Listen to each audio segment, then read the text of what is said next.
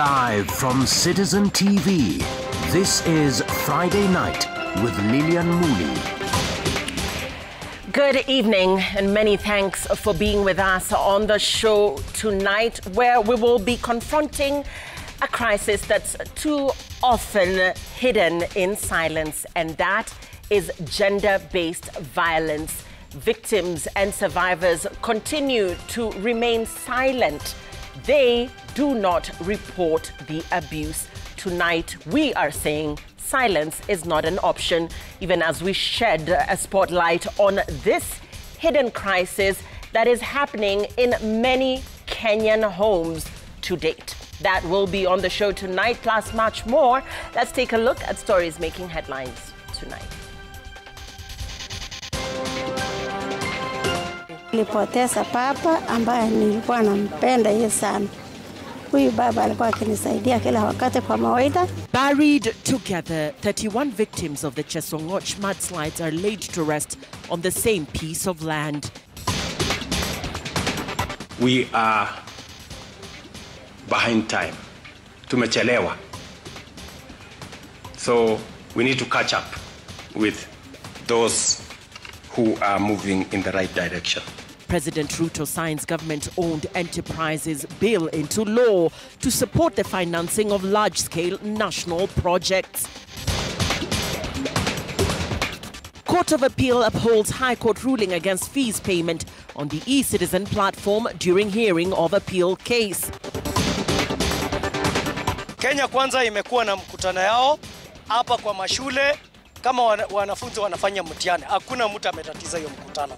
Leo hii tuko na mkutano ya upinzani. Wamepika watu wa upinzani. Supporters chase away police officers who tried to disrupt opposition rallies in Malava.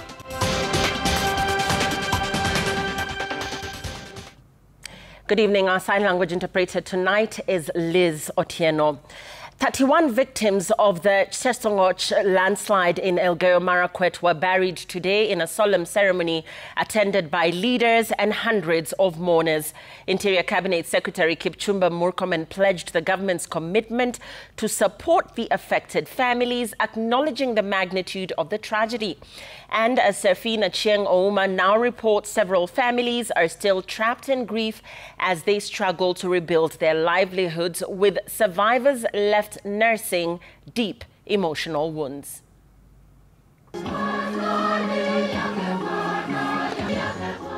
An aura of sorrow under a dark cloud of death that covered St. Maurus ground in Chesongoch, Elgeyo Marakwet County, where hundreds of mourners gathered for the final journey of 31 victims of a recent deadly landslide in the area. Caskets lay side by side, draped with flowers, in a display illustrative of the aftermath of a disaster too difficult to comprehend. Friends and families, joined by leaders, expressing the magnitude of the tragedy that will mark the history of this community. Nilipoteza papa ambaye nilikuwa nampenda yeye sana. Huyu baba alikuwa akinisaidia kila wakati kwa mawaidha, na hata nikikosa chochote yeye huwa ananisaidia. The pain hitting differently for some, like Benjamin Kanda, whose 3 children are still missing. The suspense and lack of closure is overwhelming, he says. Sasa tumetafuta karibu kila kona, hatujapata.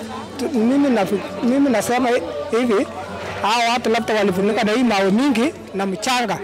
A heavy downpour disrupted the silence of the night on 31st October this year, causing a deadly landslide that left immeasurable destruction. Faced with the dilemma of identifying the burial site for their loved ones after their homes were swept away by the unforgiving waters, the families resolved to have a joint funeral mass and to bury their kin on the same parcel of land.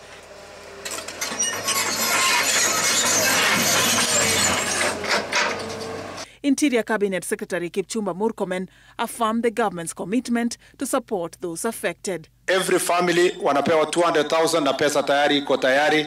Pia wale walipelekwa hospitali na wakakuwa injured, kila moja atapata 150,000 for every person who got injured. His assurance coming amidst calls for a lasting solution to mitigate the impact of climate change. Tulikuwa kule upande wa Literu 2021, watu wengi pia walikufa kwa sababu ya shida ya hii ambayo tunaona. Kwa hiyo ni vizuri we get a lasting solution ili hao watu wasiwe wanaangamia kila wakati. The lasting solution to the menace of landslide in Kerio Valley is not going to be a solution that is easy. It is a solution that will take hard decisions that must be made. As they lay their loved ones to rest, an important phase of a tragedy that has drawn national attention ends, but for the residents of Chesongoch, a new phase begins, that of rebuilding livelihoods, destroyed homes, and supporting survivors who have been left struggling with deep trauma. Safin Acheng Oma, Citizen TV.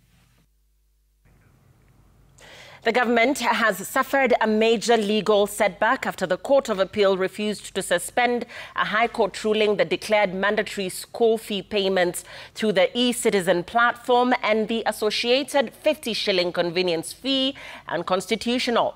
In April, the High Court declared the Ministry of Education's circular that mandated all school fees to be paid through e-Citizen unconstitutional. As Emily Chebet reports, this means parents cannot be forced to pay school fees via the government's platform. In a ruling today, the Court of Appeal dismissed the National Treasury's request to stay the execution of a High Court judgment issued on April 1st this year. The judgment that was delivered by Justice Chacha Mwita struck down a circular from the Ministry of Education mandating that all school fees be paid exclusively through the e-Citizen platform. The High Court also outlawed the 50 shillings convenience fee, calling it illegal, discriminatory and imposed without public participation. The government, led by Treasury Principal Secretary Dr. Chris Kipto, argued that the fee was a lawful service charge necessary to maintain the digital platform, warning that suspending the fee could paralyze more than 15,000 government digital services that rely on the convenience fee for operational costs. However, the respondents, including Dr. Magere Gikenyi, the Kenya Union of Post-Primary Education Teachers, KUPPET, and the Law Society of Kenya, strongly opposed the stay, accusing the government of ignoring court orders by continuing to collect the fee, saying they would suffer no real harm if the fee remained suspended. The Court of Appeal ruled that the government failed to meet the conditions for a stay, the judges saying the High Court's decision was grounded in constitutional principles of legality, public participation and non-discrimination. The court emphasized the importance of protecting citizens from illegal fees and ordered the government to respect the ruling while the appeal proceeds. This means parents cannot be forced to pay school fees via e-Citizen, and the 50 shillings convenience fee remains illegal and must not be collected. Emily Chebet, Citizen TV. President William Ruto has assented to the Government-Owned Enterprises Act of 2025, which will now provide a legal framework for the control of government-owned entities. The act, which forms the legal basis for President William Ruto's ambitious first world dream for Kenya, streamlines the commercial operations of government enterprises and converts existing and future state agencies into self-sustaining public-listed companies. Emmanuel Tor with the details. Good morning, Your Excellency. A few hours after laying down his 10-year, 5 trillion shilling ambitious first world dream to Parliament, during his third State of the Nation address, President William Ruto put pen to paper on the Government-Owned Enterprises Act of 2025. Having gone through the cabinet. The new law, which controls the establishment, control, governance, performance and ownership of government entities, also reconstitutes the 65 existing companies and an additional 18 statutory entities that currently carry out commercial activities. The agencies will be converted into public limited liability companies, PLCs, which means their shares will now be traded on a public stock exchange, allowing the general public to buy and sell ownership stakes. The new law will also usher in a rigorous performance contracting phase of government employees to enhance the commercial performance of their entities, safeguard their long-term sustainability, and enable shareholders to make a return commensurate with the level of investment made, as well as minimize the fiscal cost and risks for the exchequer. The president says the act will turbocharge his ambitious plan to move Kenya to a first world status in about 10 years, reiterating his 4-point agenda of human capital development, irrigation, energy and transport. We want to get graduates that are job ready, that are industry ready, that the university must facilitate more industrial engagement, more practical engagement in industry. At the third graduation ceremony at the National Defense University in Nakuru, he rallied Kenyans to support him. We are behind time. Tumechelewa. So we need to catch up with those who are moving in the right direction. That the potential we have in this nation hasn't been scratched. We haven't started. This country stands for much more greater than where we are today. The president told MPs Thursday that his plan will cost over 5 trillion shillings. Emmanuel Toh, Citizen TV.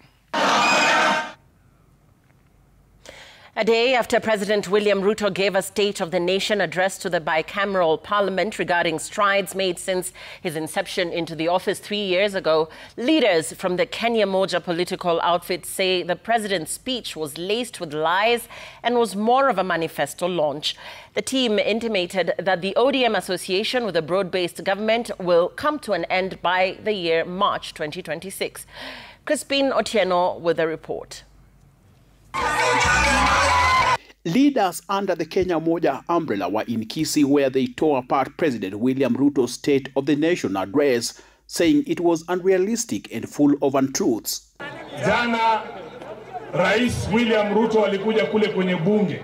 Kawaida yangu tangu nichaguliwe mimi huwa siendi mikutano ya William Ruto. Mtu akisema uongo ndanyamaza kweli? Si nitasimama niseme hiyo ni uongo? Na weta kwa hapo wanangoja tu. Sifuna akisema ngwe nirushwe nje miezi 6. Unasema hiyo ndio itasukuma Kenya ifike mahali Singapore iko. Lakini unasahau kuzungumzia shida ambazo ziko katika mambo ya elimu Kenya hii. Huyu jamaa anatumia kikao ya wabunge to launch his campaign, na kuna wabunge hapo ndani wanampigia shangwe. How those people were hired to launch a manifesto for re-election. That was not the State of the Nation address. They said the country continues to grapple with major clawbacks in education, agriculture, health and infrastructure sectors. Jana nikaenda bunge kusikiza rais akipatiana hotuba ya the State of the Nation. To my shock, the president said that Kenyan export ya majani chai, ile majani chai tunauza huko Egypt, tunauza Pakistan, imeongezeka with over 54%. Rais alidanganya, hakudanganya. You lied that you have exported 400,000 Kenyans to go and work in Asia. You lied to us that you'll bring a scheme, a national hostel scheme that would be an improvement to NHIF. The leaders who graced a widows event at Magena Secondary School's grounds in Kisii claimed ODM's role in the broad-based government was under review, saying continuation was not a guarantee. Na hawa ndugu zetu ambao wako ndani ya chama cha ODM wanasema wao wanasupport hii kitu inaitwa broad-based. Hakuna ubaya, wewe support tu. Lakini msifikirie nyinyi ni wajanja sana. Ukikaa unasikiza mdomo ya hawa watu wa broad-based, wanaona wao ni wajanja sana. Anaanza baba alituambia mpaka sijui 2027, sijui Ruto akifanya hii, sijui akifanya ile, ati sijui tutamuunga mkono. Nani alikuambia? Sisi watu ambao tuliongea na Raila alituambia tarehe 9 mwezi wa 3 2026 ndio ilikuwa siku ya mwisho kuungana na William Samoei Ruto. Prepare for state of emergency in the party to relieve you out of Ruto's government. The remarks are likely to cause jitters in an ODM party that is already unsettled about the future and what it holds. Crispino, TNO Citizen TV, Kisii. Tension was high earlier today in Kakamega County when police attempted to block a political rally organized by the United Opposition. The attempt, however, was thwarted after angry supporters confronted and chased away the officers. As Marianne Nyambura reports, pro-government leaders from the region rallied behind UDA parliamentary candidate David Ndakwa and pushed to solidify the community's political base ahead of the November 27th Malava by-election. A standoff ensued in Malava town as opposition supporters rallying behind their candidate Seth Panyako gathered to set up for a campaign meeting when police officers arrived for the second time to halt preparations. The irate supporters drove the police away. Kenya Kwanza imekuwa na mkutano yao hapa kwa mashule kama wanafunzi wanafanya mtihani. Hakuna mtu ametatiza hiyo mkutano. OCBT wa Malava, tafadhali wachana na watu wa Malava. Tumekuleta uchunge usalama wa watu wa Malava ama ufuruke watu wa Malava. Opposition supporters condemned the incident, accusing the government of attempting to sabotage the political gathering, which eventually proceeded. Najua kuna mpango. Alhamisi jayo, Mwinyi msipige kura. Iwe mali hiyo yote ni tear gas. Kina mama wakimbia waseme hatutapiga kura. Tujiunge sisi wote pamoja. Tuamuke asubuhi na mapema, tumpigie Mheshimiwa Panyako kura na tuonyeshe kabisa, tuonyeshe nchi yetu, tuonyeshe ulimwengu kwamba Wakenya tumeamua tutaungana. As the opposition campaigned, leaders allied to Kenya Kwanza asked locals to vote for UDA candidate David Ndakwa.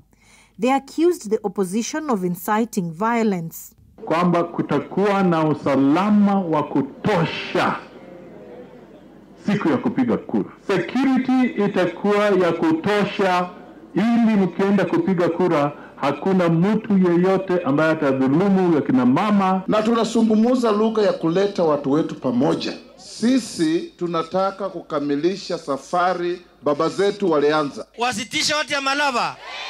Ati wanaleta kunzi Malava. Nikisema hivyo mnasema riswa. Wasilete kunzi Malava. Waende wasiende. Ndakwa si Ndakwa.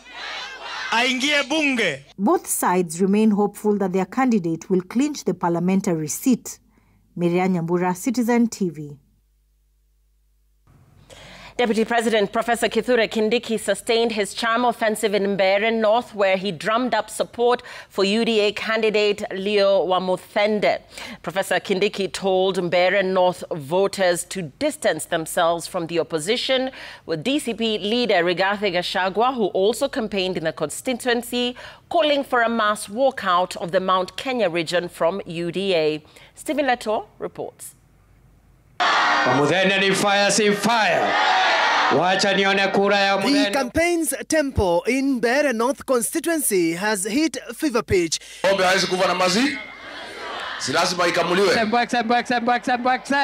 UDA party and the United Opposition addressing locals deep in villages a few days to the by-election. Deputy President Kithure Kindiki took a swipe at DCP leader Rigathi Gachagua, was few villages away. Kuna watu wanatuambia twende upinzani. Nyinyi mtakubali kuchagua mbunge wa upinzani? Tutatoa barabara wapi na kwetu hakuna barabara za kutosha hapa Mbeere North. Stima inatosha. Si bado tunahitaji stima. Kindiki accused the United Opposition in Mbeere North of spreading divisive politics and warned them that the ruling party UDA will hand them an embarrassing defeat on Thursday. Siku ile yeye alikuwa na kiti kubwa, alikuwa deputy president kama mimi. Mlimuona hapa Mbeere North? Kuna barabara hata moja alitetea? Si mimi nimeeleza ile barabara nimetetea nikishirikiana na viongozi wenu. The Democratic Party has written a letter protesting what it termed as planned voter bribery to till the vote. DCP leader Rigathi Gachagua, who is also in Mbeere North, said the DP candidate Newton Kariuki has a non-track record. Mukamuchagua 2017. Mukamuchagua 2022. Si muko na imani na yeye? Sasa akipata baraka kiti kubwa, mnaweza mkataa? Sio itakuwa ni ujinga. Leaders who accompanied Gachagua told their supporters that they will protect the vote on Thursday. Unaweza kuja nyumbani Momenji, pahali watu wako na mtoto wao. Ati unafikiria hao watu ni wajinga.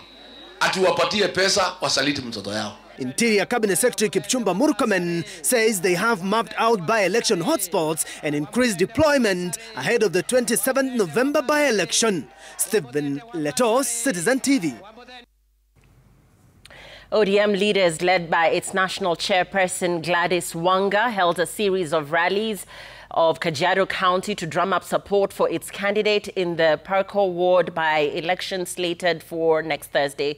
The leaders affirmed that the Orange Party remains the party to watch in the 2027 general election, adding that it is firmly in the broad-based government. The leaders, who also made stops in Bisil town, defended the unity of the party, saying the difference in opinions within the party is a democratic right of ODM members. The ODM candidate Daniel Naikuni will face off with Amos Mpusia of UDA and Sanare Saidemu of DCP. Na viongozi wote katika chama tusimamishe chama ya baba, tusiaibishe Raila Amolo Odinga, tusimamishe hii chama ionekane kwamba bado iko na nguvu. Nyinyi tukianguka hapa Purko, Ole Lenku atakuwa ameanguka sana. Itaonyesha ya kwamba chama imezimika. Nini mtakubali hiyo? Tunataka kuwaomba watu wa Purko kwamba hii ni kiti yetu, mtupanguze machozi. Tunaomboleza mtu wetu amefariki, Saitoti, naomboleza baba Raila Amolo Odinga, na tumekuja Purko kuwaomba, jamani, tukilia mtupanguzie machozi kwa kutuchagulia ndugu Naikuni hapa.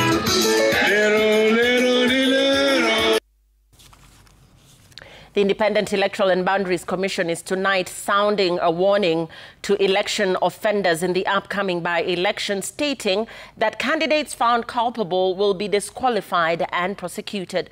Speaking while overseeing the dispatch of electoral materials, including ballot boxes, ballot papers, and voting booths to 22 areas that have been mapped out as designated venues for the November 27th by-elections, IEBC Commissioner Hassan Nur Hassan said voter bribery during campaigns is an electoral offense and that the agency is yet to receive official complaints implicating specific candidates in the build-up to next week's polls. Seth Olale on the IEBC by-elections prep. A total of 39 sealed cases containing ballot boxes, ballot papers and voting booths, among other electoral materials, were dispatched Friday morning from the government's national warehouses in industrial area to 22 center headquarters, where next week's by-election will be conducted.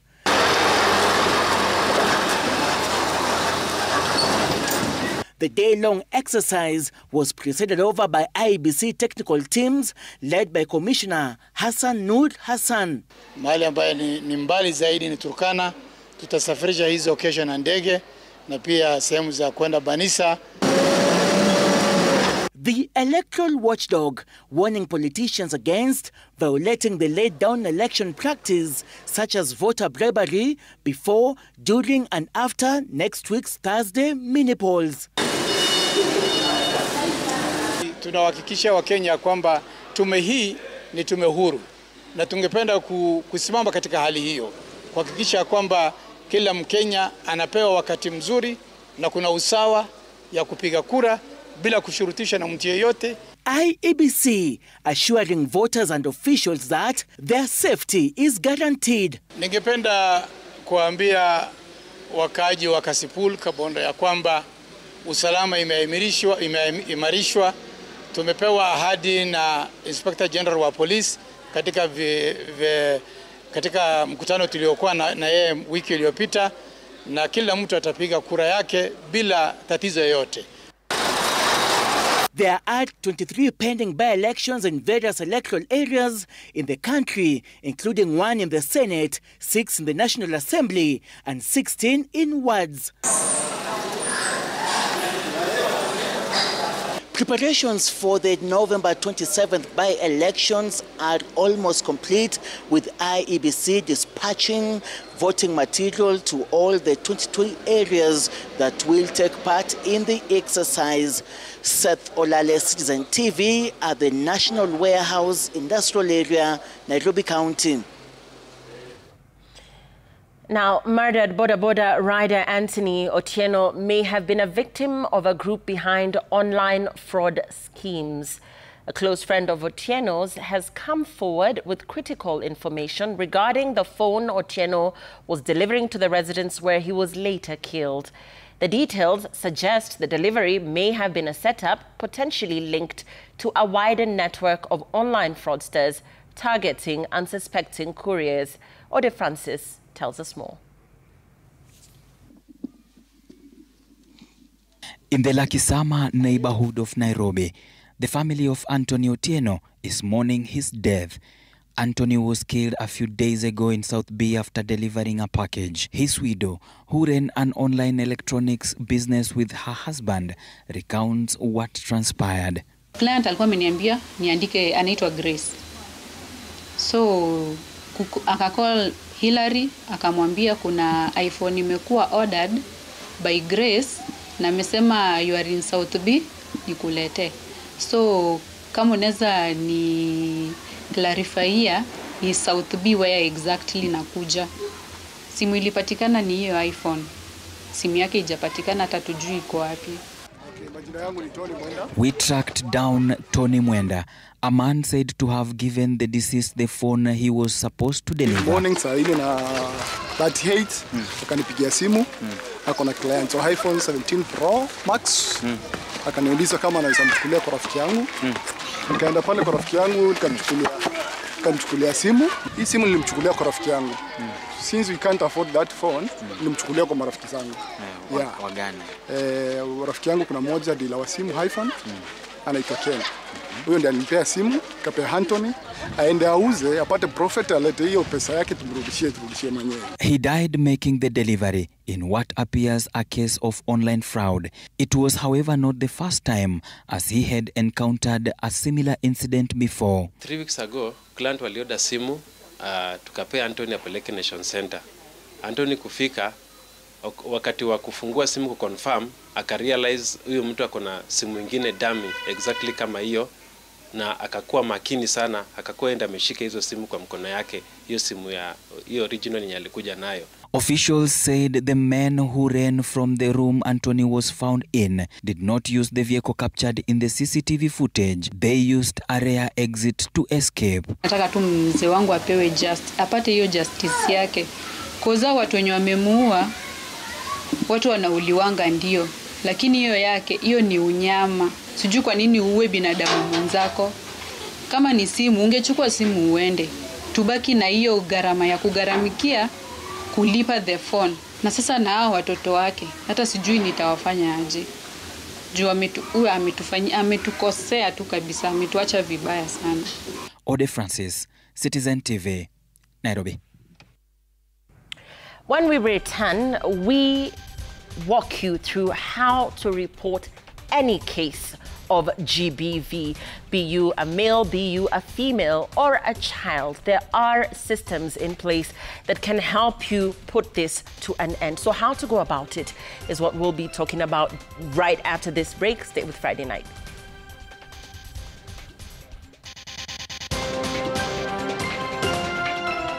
Taking a look at the fight against gender-based violence, with the 16 days of activism set to start in 4 days. That story after this break. Welcome back. Tonight, we confront a crisis too often hidden in silence. Earlier, I walked with a survivor of gender-based violence through the difficult journey of seeking help and reporting her abuser. Even as underreporting continues, experts now warn that for every case reported, many more remain buried in fear and stigma, and that incidents of child abuse spike sharply during school holidays when many children are at home and most vulnerable.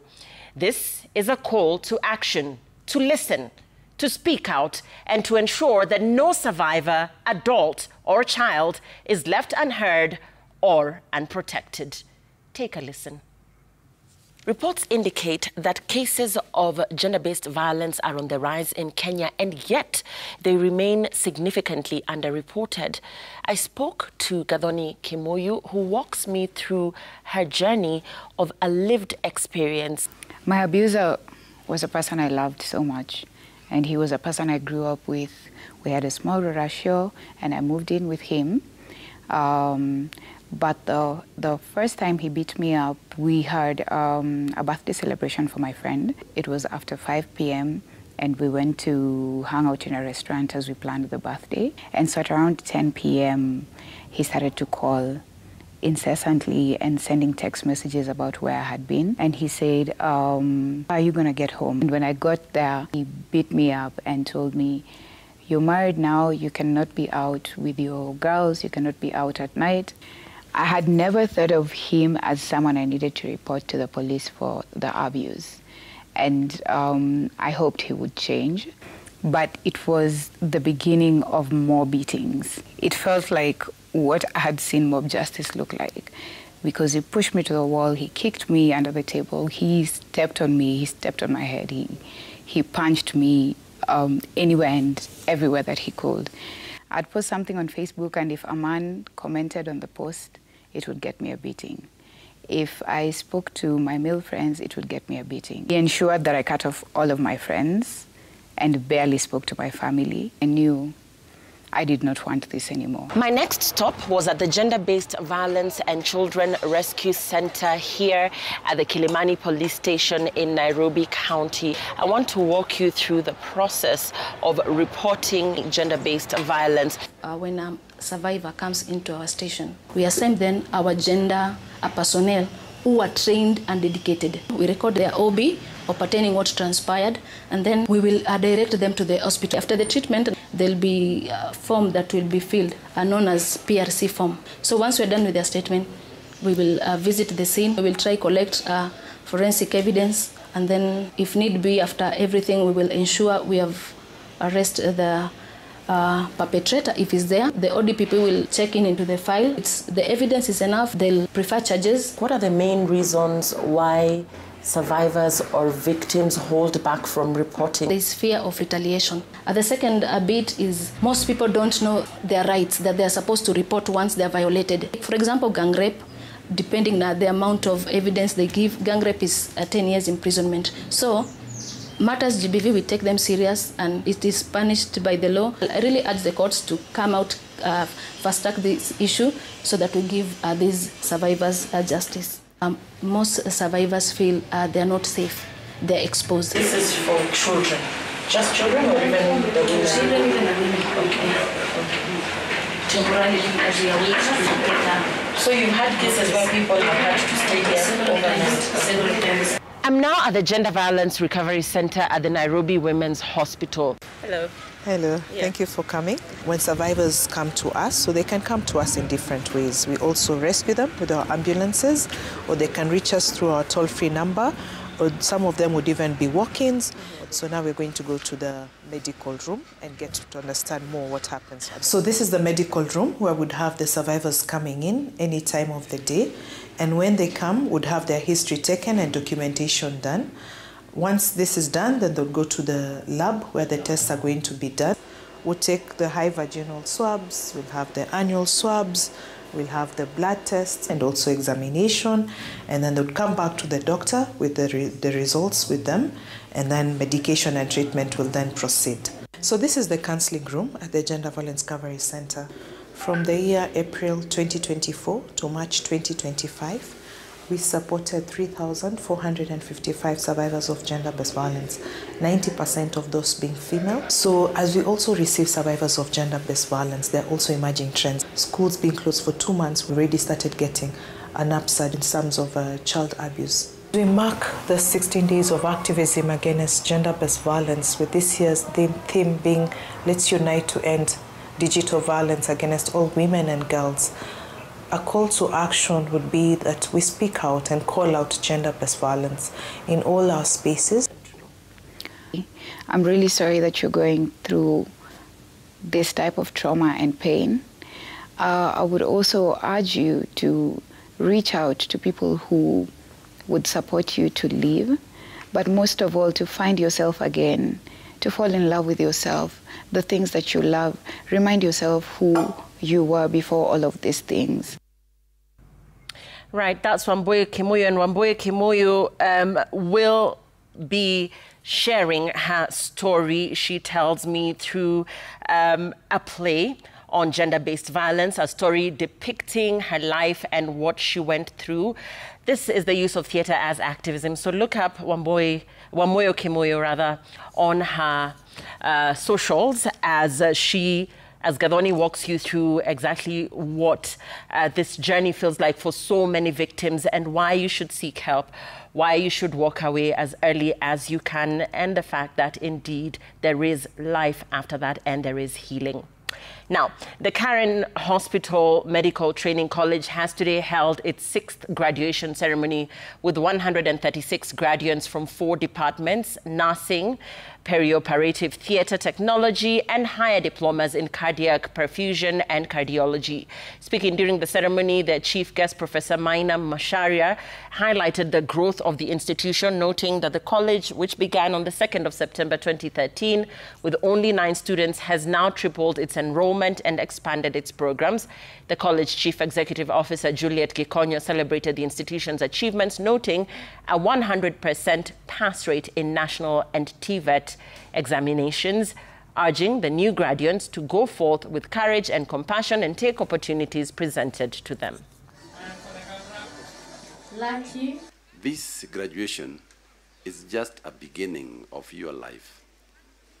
You have climbed one hill, you have gone to the crest of the hill, you think you have done a great job, but unfortunately going to that hill makes you see other hills beyond in the horizon, waiting to be climbed.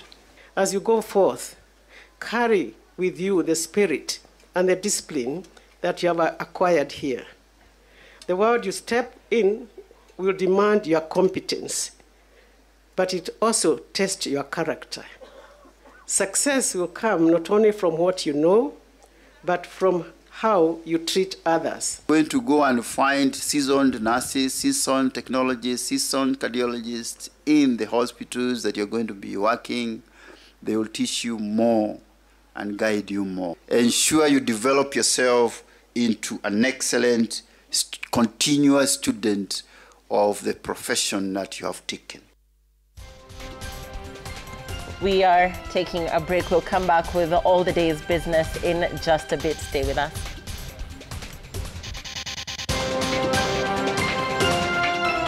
The Institute of Economic Affairs launches a national debt counter amid fears of huge debt underreporting.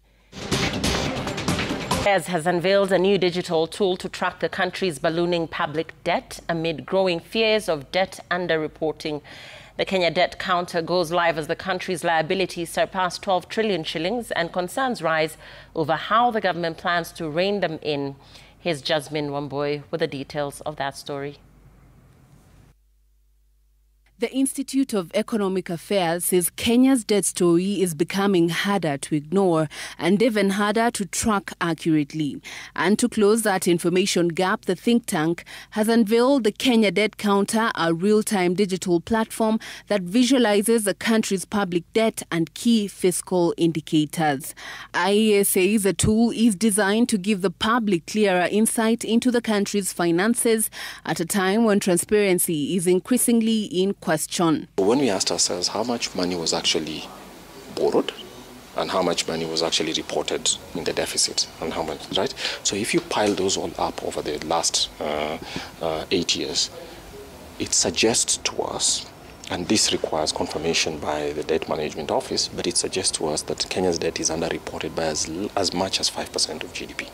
And the numbers are sobering. According to the platform, Kenya's total debt has surpassed 12 trillion shillings, split between 6.58 trillion in domestic borrowing and 5.5 trillion owed externally.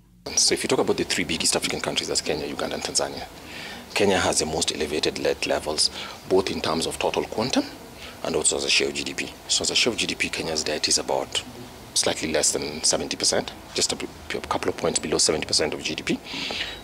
Uganda's is, I think, at about, I need to check, but the last time I checked it was about 55 or thereabout, 56, less than 60.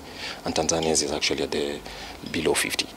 The rising burden leaves the government with no option but to confront its debt pressures. But the available options, either cutting spending or raising revenue, remain politically difficult.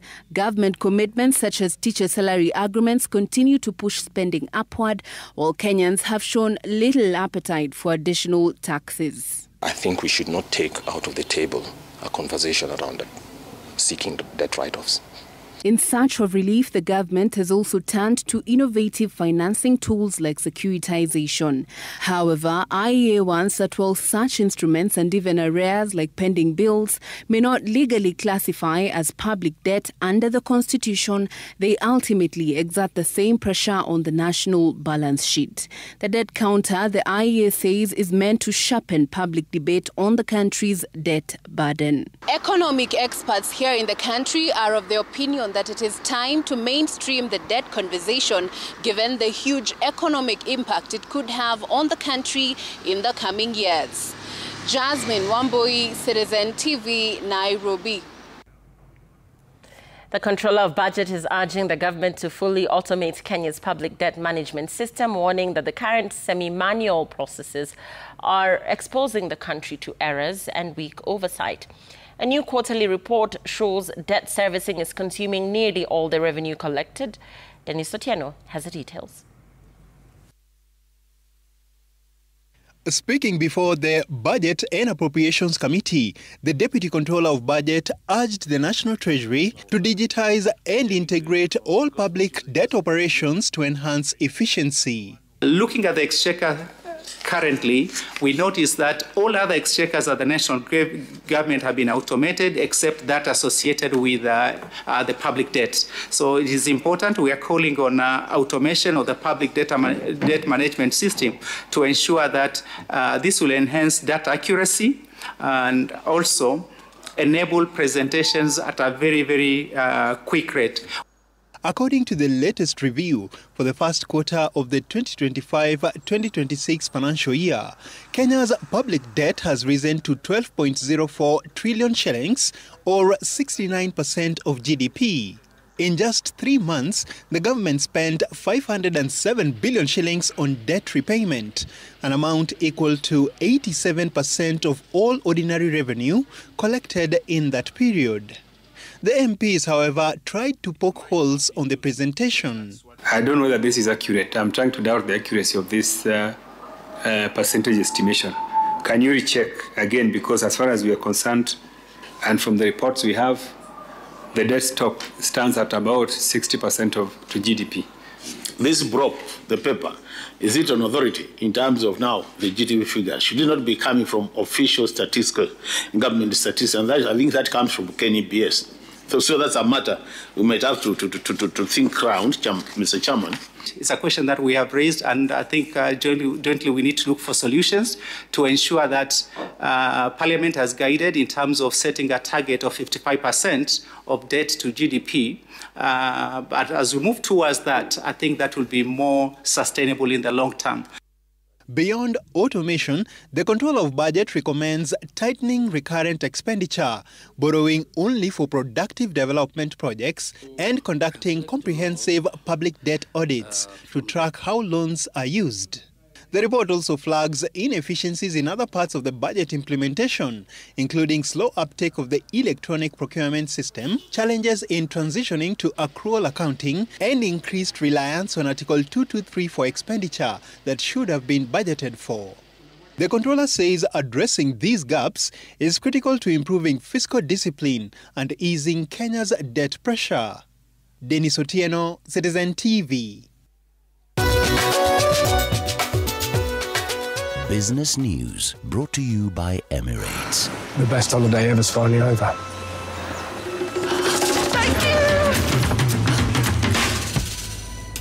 When you fly Emirates, your holiday isn't over until your flight is over.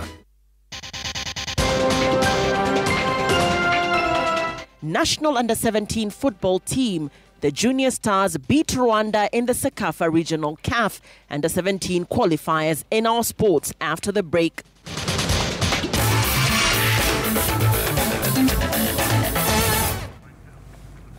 Sports now, and the national under-17 football team, the Junior Stars, came from a goal down to beat Rwanda 2-1 in their second match of the Sekafa Regional CAF under-17 qualifiers in Addis on Friday afternoon. The Junior Amavubi Stars shot into the lead in the 36th minute courtesy of Nshimiyana Olivier, the forward sneaking into the box to tap in at the far post. Coach William Kanu Muluya's charges upped the tempo in the second half, equalizing in the 68th minute through Ochola, who fired in the equalizer. Nasairo then ensured the 3 points for Kenya in the 76th minute when he latched onto a loose ball from Ochola's low cross on the right to score. The win is their first in the tournament following their 1-1 draw against Somalia on Tuesday.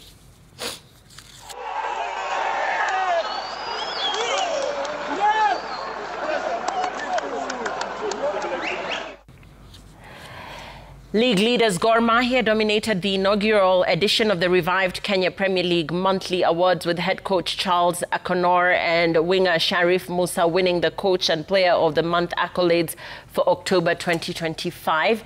The awards have been reintroduced by the league sponsors for the first time since 2018 and aims to recognize outstanding performers while increasing fan engagement and improving competitiveness across the top flight. Musa, who delivered a standout month for Kogalo, was presented with a customized trophy along with a cash prize of 50,000 shillings. On his side, head coach Charles Akonor clinched the Coach of the Month award after guiding Gor Mahia to a perfect October record. Belief na kukuwa consistent. It was one thing I was working for, to be consistent, and I think it may pay. Management led by Mr. Ambrose, who has been very, very supportive in the things we do. Everything we ask, they are there to deliver, and it's been wonderful.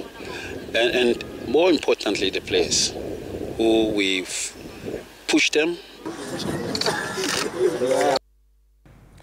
Azam United from Lunga in Kwale County made good their threat to eliminate Bandari Youth from the Rashid Abdallah Super Cup after winning 6-5 in post-match penalties at the stadium in Kwale County. Azam United, who come from the furthest part of Kwale County near the Tanzania border, had Bandari on the ropes, leading 4-2 with 4 minutes to play. Azam had a good start, going 2-0 up with goals by Hamadi Faki and Harith Mshemanga in the opening 25 minutes. Bandari pulled one back but were 3-1 down going into the halftime break. Bandari were back in the match in the 49th minute with a goal by Mohamed Rai, but then Salim Mzara made it 4-2 for Azam, who looked set to win the match in regulation time. Bandari came back strong in the final 5 minutes to score 2 late goals through Steve Jiragwa and Suleiman Hamisi. Azam then won the match 6-5 in post-match penalties. The second semi-final of the Shabiki.com sponsored tournament will be played tomorrow.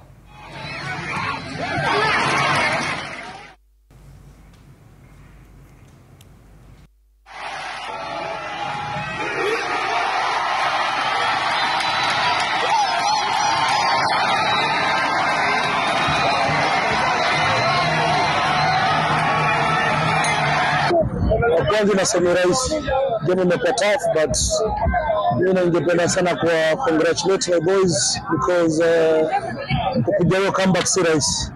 Finally si game rahisi, tunamsubiri hapo na kesho either Lazio mama na Milan, of which tunaenda kujifanya vizuri tuweze kupunguza hizi kwanza mwanzo tumeconcede, so naenda kurudi na defense team na kurudi na strikers tuweze kuongeza hizo goals tuweze kuchukua hiyo trophy. Na ukiangalia kwamba ile hamasa ambayo imekuepo, ule motisha umeonekana na wachezaji, ni kwa sababu waliona juzi hundi imekabidhiwa Rashid Abdallah Super Cup ambao ndugu zetu wa Shabiki.com wametoa hela. Kwa hiyo si kwamba wanacheza na bahati nasibu, wanacheza na uhakika kwamba tunakwenda Kwale Stadium tukachukua shilingi 2.5 milioni, ama kama itakuwa ndivyo sivyo tuchukue 1. Kenya's rising triathlon prospects will line up alongside top young athletes from across the continent as the Africa Triathlon Development Regional Cup zooms off on Saturday in Kilifi County. The Kenya squad has completed its final separations following 3 days of on-site training, with their main focus being Dakar Youth Olympic 2026. Na tumekuwa hapa kwa camp for the last 3 days, and today is the last day ya camp. We were a total number of 9 African countries. Kenya ikiwa ni mojawapo. Each and every country was supposed to be having 2 athletes. From the last competition, it was about 4.5 weeks to this one. So yes, I've been doing this for 4.5 weeks since the last duathlon I did over here. I've been racing triathlon since I was about 12 years old. I'm looking really excited for tomorrow's race. I think it's going to be a good race. Yeah, the conditions look pretty good, so I think it's going to be a good competition.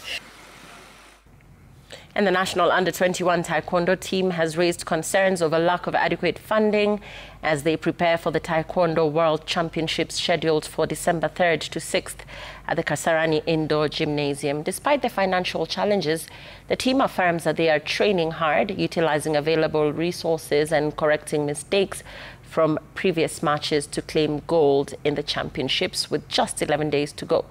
The under-21 squad continues to intensify their preparations, pushing through barriers by bringing in an international coach for the final touches. Kwa pale kama wiki moja, after hiyo wiki ilipoisha, sisi tukakuja hapa Academy of Sports, na kwa kweli tumekuwa hapa kama wiki moja hivi, na timu hii imekuwa ikifanya vizuri. Tumekuwa tukiwafundisha, tumejaribu kuwapea ujuzi wa kuja kupambana na wale wageni ambao wanakuja kwa mashindano haya.